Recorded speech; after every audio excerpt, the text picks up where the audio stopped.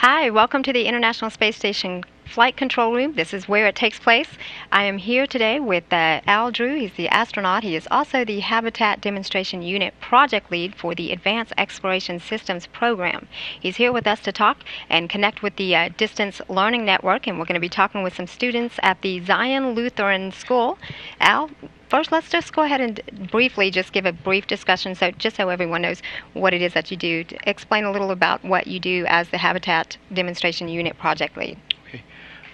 The main thing is that we're looking at interplanetary and deep space exploration.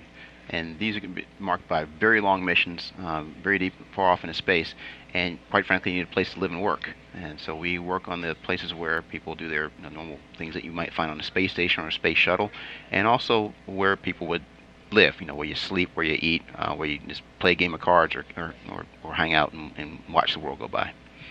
Really quickly, how is deep space different than what we're doing now?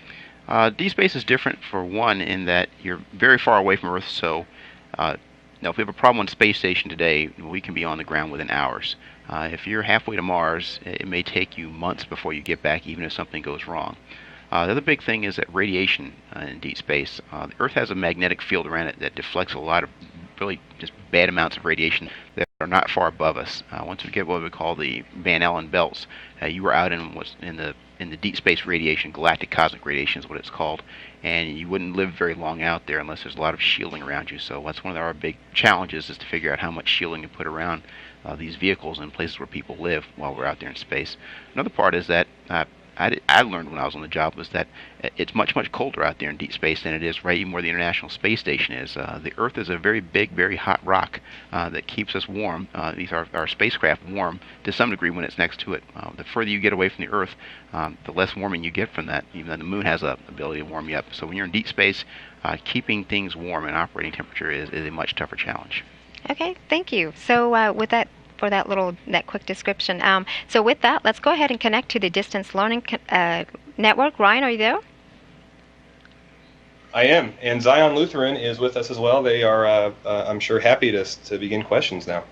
Great. Well, we're ready. Let's start.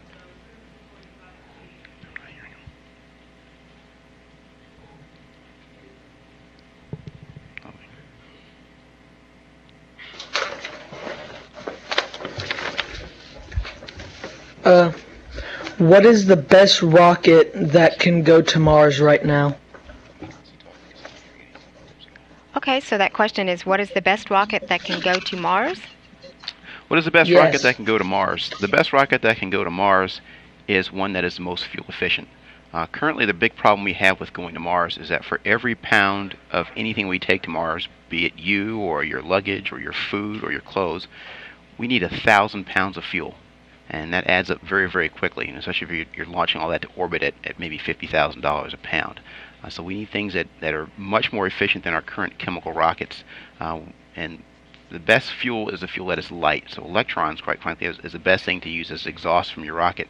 Now we can either get that by way of nuclear sources. So if you have a nuclear reactor, it can spit out. That is the exhaust, like Franklin Chang Diaz's Vasimer rocket engine. Or you can actually use sunlight. We have these solar electric propulsion motors that we're working on right now, where you take solar arrays like you find on the space station and you convert that into thrust. And quite frankly, that's free fuel. I mean, you're using the sun to power yourself around the solar system. Okay, we'll take another question. How much capacity can the average rocket hold? How much capacity can the average rocket hold? How much capacity can the average rocket hold? Boy, that depends on the rocket. I believe the space shuttle, please don't quote me, could take about 60 tons of mass to orbit over and above itself. Our current commercial rockets are somewhere closer to maybe 20 tons of mass that they can take to orbit. NASA is working on a rocket right now that they want to be able to take 130 tons of mass to orbit, and when we do that, then we'll be able to do good interplanetary missions. Do we have another question? What would be the effects of heating a Mars polar ice cap, and would it make the climate or temperature change? And let's repeat that question one more time, please. What would be the effects of heating a Mars polar ice cap, and would that make the climate change? What would be the effect of heating the Mars polar ice caps, and would that cause the climate to change on Mars? That's a really profound question. Yes, much of what Mars's ice caps are frozen carbon dioxide, so it's dry ice. And so if you were to liberate all of that carbon dioxide in the atmosphere, I imagine it would have to have some effect on the atmosphere. You'd have a greenhouse effect. One of the problems we have with Mars' atmosphere is they have had the reverse greenhouse effect that Venus has had, in that they don't have enough carbon dioxide, and so Mars is much colder than the Earth would be if it was out there at Mars's orbiting radius. So I'd imagine it would warm up Mars a little bit, which might make it a more habitable place. We're ready for the next one. How do you recycle water on the space station? Like, what's the process of that? How do we recycle water on the space station? That's also a very good question, because every drop of water we get on the space station has to be imported. We make none of our own. So we have means of, on the Russian side, of basically distilling that water and bringing it back through their different processors. The United States has brought up some of their own water processing equipment, most famously the urine processor, to be able to take our own urine and process that back again, distilling it and turning it back into usable, potable water.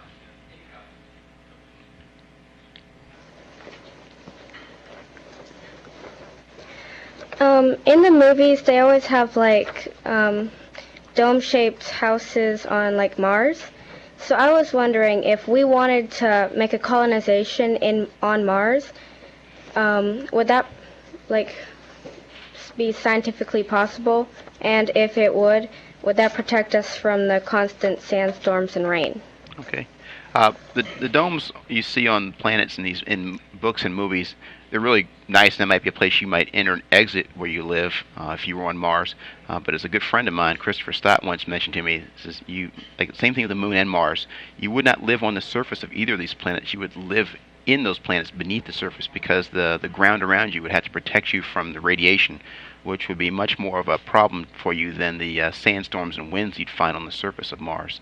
Now understand, the air at the surface of Mars is very thin, almost like what you'd find up at 100,000 feet above the Earth. So even though it looks very dramatic to see the the dust devils and winds out there, it's really not that powerful in terms of its force like you'd find here on Earth. But the radiation would be a much bigger problem. I was wondering, is it like hard to adjust to the life in space?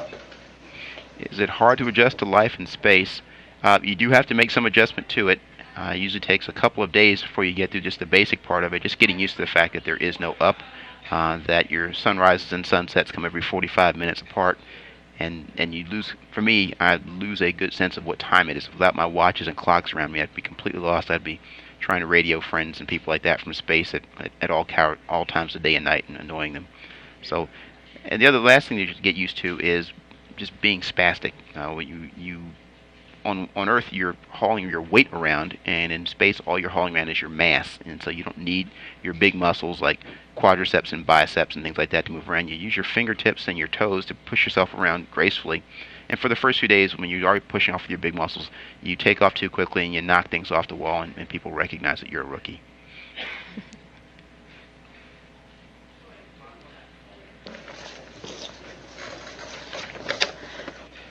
What kind of meals do you eat on the space station? What kind of meals do we eat? Almost anything you could imagine having here on Earth. We have a food laboratory here at Johnson Space Center that's been working continuously since we've had a space program on making really delicious food that's nutritious for us. And they've let their imaginations just run wild. I've had all kinds of Cajun food like etouffee and jambalaya. I've had spaghetti. I've had steak. I've had shrimp cocktail. The only things we really try to avoid are things that are crumbly, like popcorn or crackers, because once you bite into them, the crumbs don't just fall to the floor. They float around and get in people's eyes and hair, and that gets to be annoying.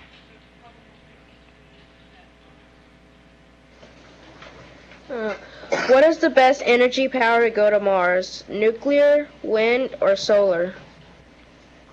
Did you say nuclear, wind, or solar? nuclear power, wind, or solar power? Okay. Well, wind power, I'm assuming you mean the solar wind using the pressure from the sun, because otherwise there's no air in space to take you out to Mars. So you can put out big solar cells, but they'd have to be very big, more than a kilometer across, to give you some of the thrust.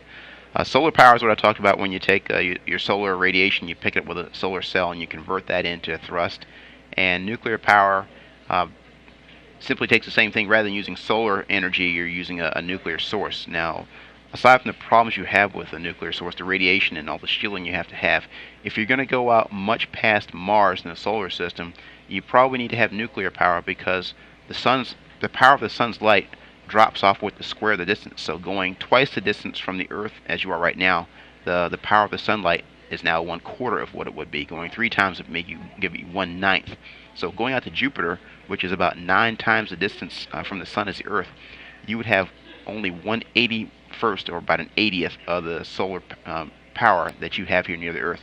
And so you can imagine something like having the solar arrays on the space station, which is an acre of solar arrays.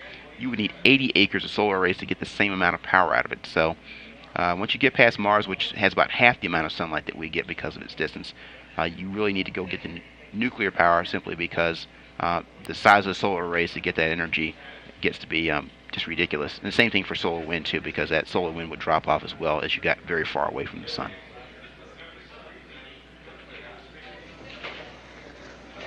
What new technology do you see for space travel to Mars?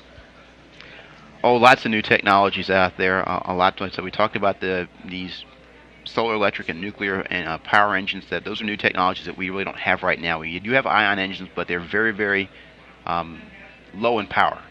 We put very small satellites out in deep space with them, and your breath, if you're just blowing against your hand, will put out more thrust in those engines. We're looking at things that put out real rocket type thrust. Those are much bigger technologies there. The other part is automation.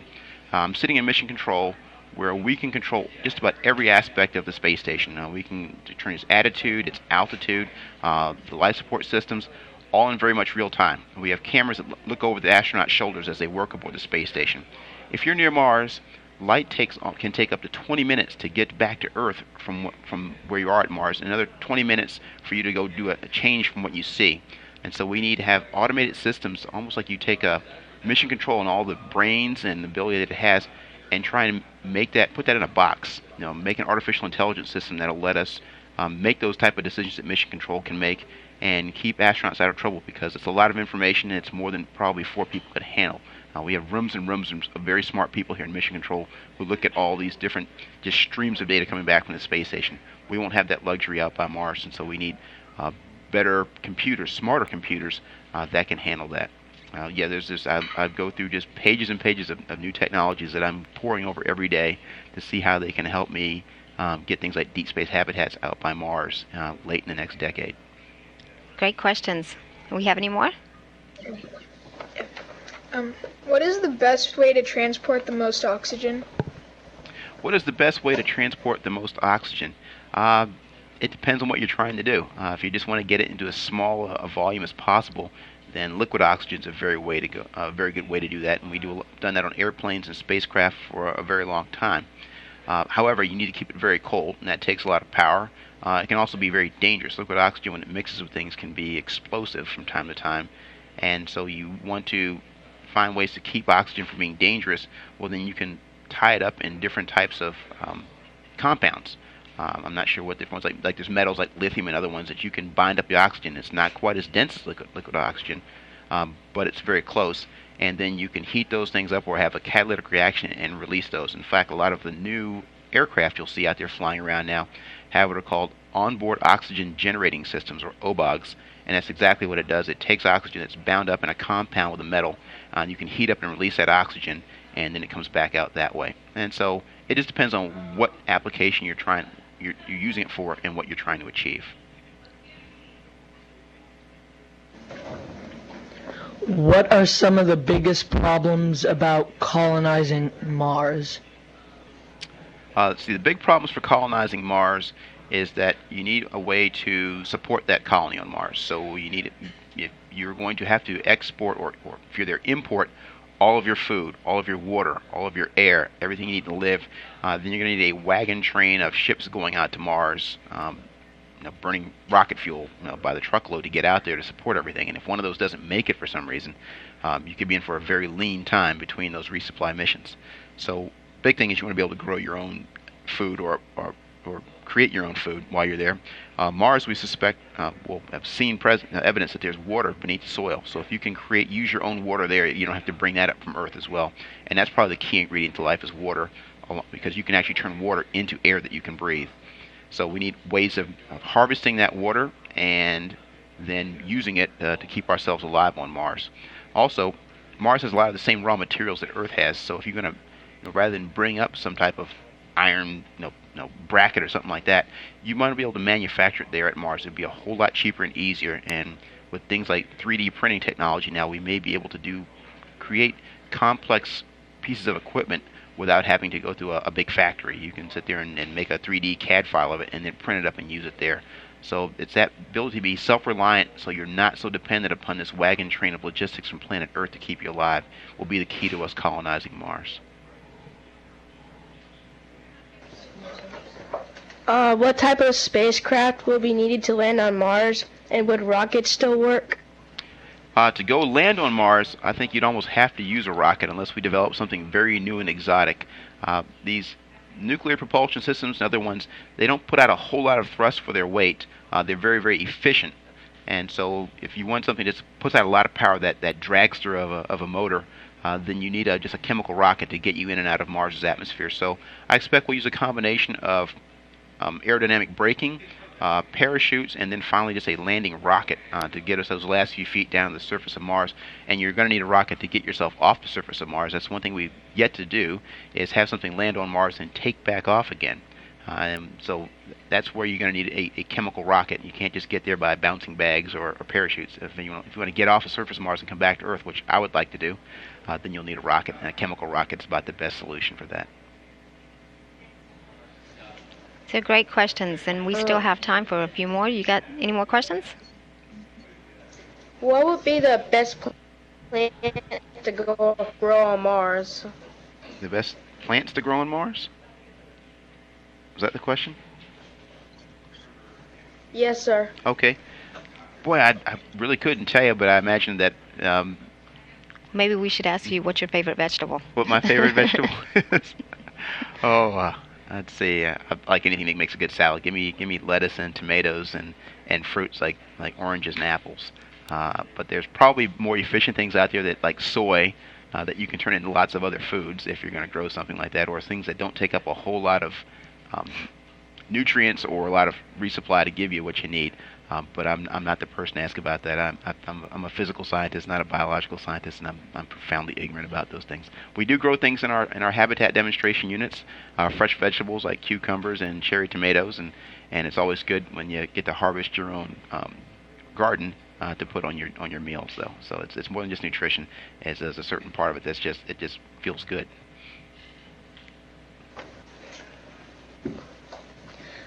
In space, what is the average miles per hour at top speed? Okay. To get to orbit and stay in Earth orbit so you don't fall back to Earth, you must go at least 17,500 miles an hour. Now, ironically enough, that's at the altitude of the space station. If you were to go out and measure the speed of the moon, it would actually be much slower than that. It doesn't fall to Earth. So the further you get away from the Earth, the slower you can go, but you still need that much speed to get out there. The Apollo rockets that went to the moon left the Earth's atmosphere going about, Mach 32, which I think is somewhere in around 25,000 miles an hour, much faster than orbital velocity, but they were going much slower when they got out to the moon. Imagine if you were in a roller coaster, at the very bottom of that roller coaster, to get to the top of that, you need a whole lot of speed, but once you're at the very top of that hump there on a roller coaster, you're almost out of speed. And that's like going to the moon. You leave the Earth with a lot of speed, but you lose a lot of that energy on the way up to the moon, so you're not going very fast by the time you get there. So we always talk about it's called delta V, or the velocity you need to escape to go other places, and I'd say it's I want to say 32,000 feet per second, and I haven't quite figured out how to convert that to miles an hour for you on the fly here yet. But that's about what you need to escape from the Earth. Great, and thank you. I think that's all the time that we have now. Al, thanks again for coming out and talking with the students at the Zion Lutheran School. Back to you, Ryan.